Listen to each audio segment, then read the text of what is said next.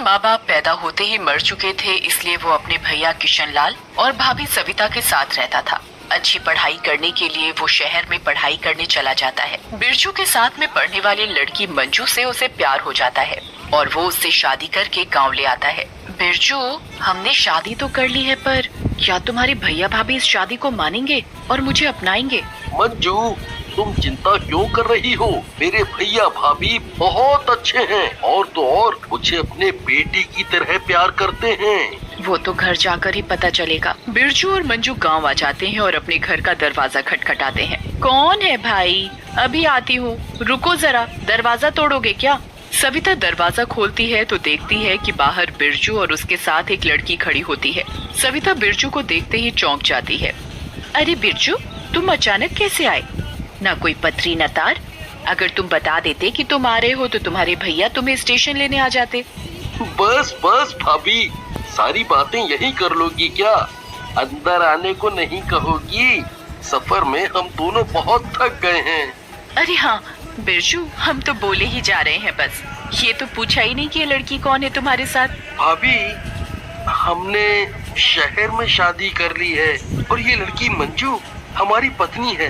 क्या तुमने शादी कर ली है अपने भैया भाभी के बिना? तभी मंजू बोल पड़ती है।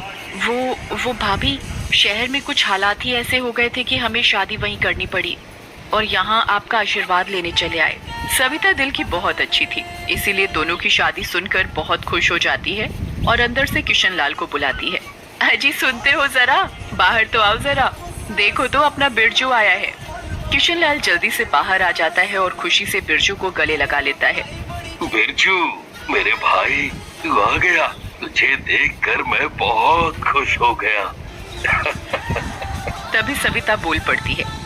जी, अपने बिरजू ने शहर में शादी कर ली और ये लड़की मंजू इसकी पत्नी है। अच्छा बिरजू, तू खुश है तो मैं भी बहुत खुश हूँ। अब तुम दोनों ऐसे ही खड़े रहोगे क्या? हम दोनों का आशीर्वाद भी तो लो। बिरजू और मंजू भैया भाभी के पैर छूकर उनका आशीर्वाद लेते हैं। चलो अब दोनों अंदर चलकर आराम कर लो। थोड़े दिनों में सभी गांव वालों को भी पता चल जाता है कि बिरजू किशनलाल का भाई शहर की लड़की से शादी करके आया है। गांव वालों को ये बात बिल्कुल अच्छी नहीं लगती। अरे बहन, सुना तुमने? बिरजू ने शहर में शादी कर ली है। सविता और किशनलाल ने उन दोनों को अपना भी लिया और घर में भी घुसा लिया।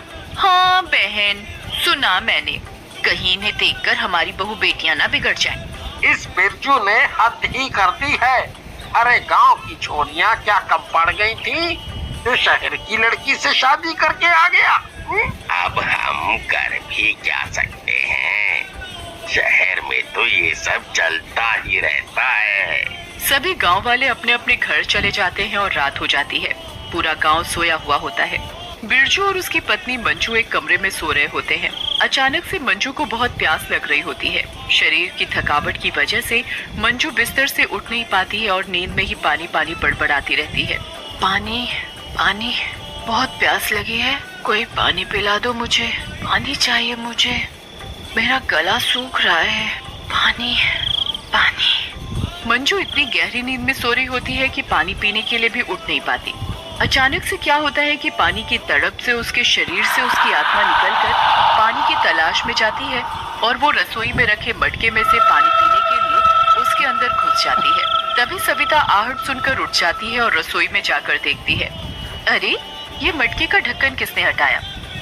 शायद बिल्ली होगी, उसने हटा दिया होगा।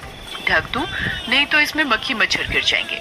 सविता मटके को ढककर वहाँ से चली जाती है और फिर सो जाती है। मंजू मटके के अंदर बंद हो जाती है और चिल्लाती रहती है, मुझे यहाँ किसने बंद किया? मुझे निकालो यहाँ से, मेरा यहाँ दम घुट रहा है, कोई है? बिरजू, बिरजू, मुझे निकालो यहाँ से। मंजू की आत्मा की आवाज कोई नहीं सुनता। सुबह जब बिरजू सोकर उठता है और मंजू को उठाने की कोशिश करता है। मंजू, उठो, सुबह हो गई। अरे मंजू, उठना नहीं है क्या? चलो उठो, उठो।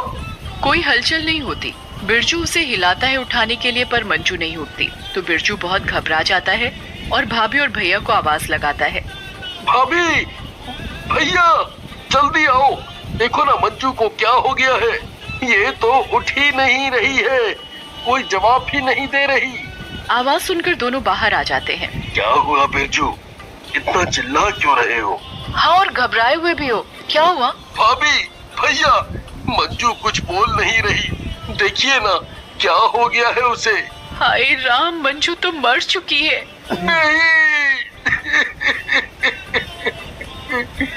मेरी मंजू मर नहीं सकती। कल तक तो वो बहुत खुश थी। कल रात को तो हम दोनों ने बातें भी करी थी, फिर दोनों सो गए थे। भाभी, भाभी ऐसा मत बोलो, ऐसा मत बोलो। बिरजू, अपने आप को संभालो। अब मंजू इस दुनिया में नहीं रही। बिरजू बहुत रोता है तो रोने की आवाज सुनकर गांव वाले भी इकट्ठा हो जाते हैं। क्या हुआ भाई, इतना शोर क्यों हो रहा है और कौन रो रहा है? बिरजू रो रहा है। उसकी पत्नी मंजू अब इस दुनिया में नहीं रही। रात को ही पता नहीं क्या हुआ, सुबह वो मरी हुई मिली। ये तो बहुत बुरा हुआ भाई। कल ही तो बेचारा शादी करके लाया था और आज ये सब हो गया। अब क्या करना है भाई लोग? बिरजू की पत्नी का अंतिम संस्कार कर दो।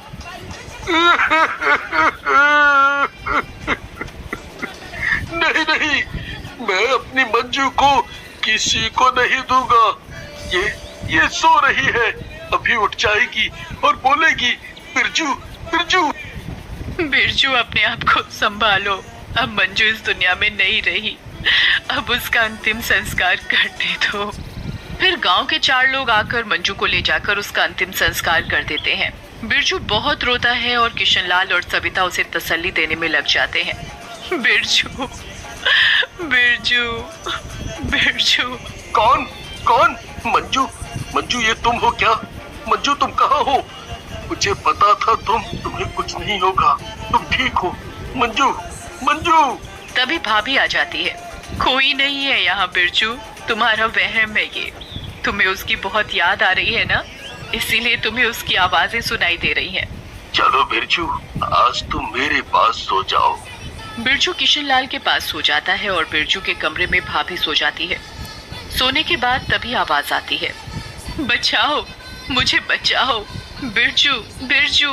ये आवाज तो आ रही है, मुझे भी सुनाई दे रही है। कुछ तो गड़बड़ है, कल तांत्रिक बाबा को बुलाती हूँ। सुबह होते ही सविता तांत्रिक बाबा को बुला लेती है। बाबा हाथ में नींबू लेकर एक मंत्र बोलता है और सारे घर में घूमता है। उस वक्त सभी घर में ही आसपास होते हैं। बाबा को कुछ समझ आता है। ये मेरे नींबू वाला हाथ इस मटके के पास रुक गया है। इस मटके में कुछ है।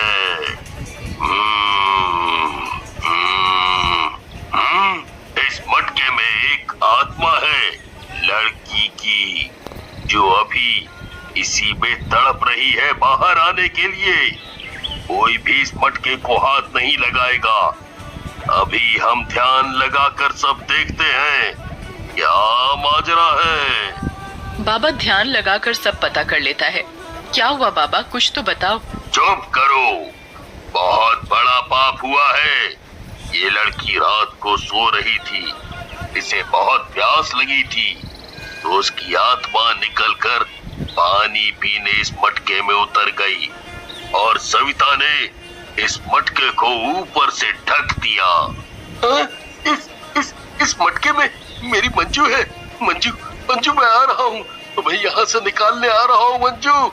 मूर्ख, ऐसी गलती मत करना। ये अब तेरी पत्नी नहीं है, ये एक भयानक चुड़ैल बन चुकी है जो तुम सबको मार डालेगी। अब हम क्या करें बाबा, हमने जानबूझकर कुछ नहीं किया। जैसा मैं कहता हूँ तुम वैसा करो। इस मटके के ऊपर लाल कपड़ा बांधकर इस मटके को जंगल के बीचों बीच एक पेड़ होगा बरगद का, उस पर लटका कर आना और ध्यान रहे पीछे मुड़कर मत देखना। जैसा जैसा बाबा ने कहा वैसा वैसा ये काम बिरजू करके आ जाता है। रात को हवा चलने के कारण मटका नीचे गिर जाता है और मंजू की आत्मा बाहर आ जाती है। जिन लोगों ने मेरे शरीर को जलाया है, मैं उन लोगों को नहीं छोड़ूंगी, मैं उन लोगों को मार डालूंगी। जिन 4 गांव वालों ने उसका अंतिम संस्कार किया था वो उन्हें एक एक करके मार देती है। मंजू, मंजू, मेरी प्यारी मंजू, कहाँ हो तुम? देखो, देखो तुम्हारा बिरजू तुम्हें बुला रहा है। बिरजू, बिरजू मैं आ गई। तुम्हारी मंजू अब तुम्हारे साथ ही रहेगी। तुम यहाँ? तुम तो मटके में बंद थी ना? मटका टूट गया था और मैं बाहर आ गई अपना बदला लेने के लिए। मैं उन सबको मार दूंगी जिन लोगों ने मेरे शरीर को जलाया। नहीं, तुम ऐसा कुछ नहीं करोगी। इन लोगों ने जानबूझकर कुछ नहीं किया। बिरजू, ये तुम कह रहे हो? पता है ना उन लोगों ने मेरी क्या हालत की थी? मुझे मटके में बंद कर दिया था। वो मरेंगे। नहीं, तुम ऐसा कुछ नहीं करोगी। तभी अचानक से मंजू की आत्मा बिरजू के सामने से गायब हो जाती है और बिरजू घर जाकर अपने भैया भाभी को मंजू की आत्मा की सारी बातें बता देता है। क्या सच में बिरजू उसके शरीर को जिसने जलाने में मदद की वो उन सबको मार डालेगी? हाँ भाभी, मैं सच कह रहा हूँ। अब तो मैं भी मंजू के खिलाफ हूँ, क्योंकि अब वो बुरी बन चुकी है। मुझे तो लगा था कि मेरा प्यार उसे मरने के बाद भी अच्छा बना के रखेगा, पर नहीं, बदले की आग ने उसे बुरा बना दिया है। अब तो उन तांत्रिक बाबा को दोबारा बुलाने के अलावा और कोई रास्ता नहीं बचा। हाँ, सही कह रहे हो। मैं कल जंगल जाकर उन्हें घर ले आऊंगी। फिर अगले दिन बाबा उनके घर आ जाते हैं। अब तो एक ही रास्ता है। अब तुम सबको एक नया मटका लेना पड़ेगा और इस आत्मा को कैसे भी करके दोबारा बंद करना पड़ेगा और फिर उसे जलाना पड़ेगा ताकि मंजू की आत्मा को शांति मिल सके। और ये काम सिर्फ बिरजू कर सकता है, क्योंकि एक वो ही है जिससे मंजू सबसे ज्यादा प्यार करती है। हाँ बाबा, मैं ये काम कर सकता हूँ। फिर बिरजू मंजू की आत्मा को मटके में लाने की योजना बनाने में लग जाता है। तभी मंजू की आत्मा बिरजू को पुकारने लगती है। बिरजू, बिरजू। बिरजू सोचता है यही सही मौका है मंजू की आत्मा को मटके में बंद करने का। बिरजू अपना हाथ जानबूझकर मटके में फंसा लेता है ताकि मंजू की आत्मा को ये लगे कि उसका हाथ मटके में फंस चुका है और वो उसके हाथ को छुड़ाने के लिए मटके में घुस जाए। मंजू, मंजू, मंजू, देखो ना ये क्या हो गया है। मेरा हाथ इस मटके में फंस गया है। मंजू की आत्मा जल्दी से बिरजू के पास आ जाती है। हे भगवान, ये क्या कर लिया तुमने? अब कैसे निकालो तुम्हारा हाथ? जल्दी से इस मटके में घुस जाओ और मेरा हाथ अंदर से धकेल कर निकाल दो। मंजू की आत्मा जल्दी से मटके में घुस जाती है और बिरजू का हाथ निकाल देती है और बिरजू जल्दी से उस मटके को एक लाल कपड़े से ढक देता है। अंदर से मंजू की आत्मा बहुत चिल्लाती रहती है। ये क्या कर रहे हो? बिरजू, निकालो मुझे यहाँ से। बिरजू जल्दी से उस मटके को घर से बाहर लाकर जला देता है और मंजू की आत्मा भी जल जाती है। फिर मंजू की आत्मा को शांति मिल जाती है और घर के सारे सदस्य और गांव वाले चैन की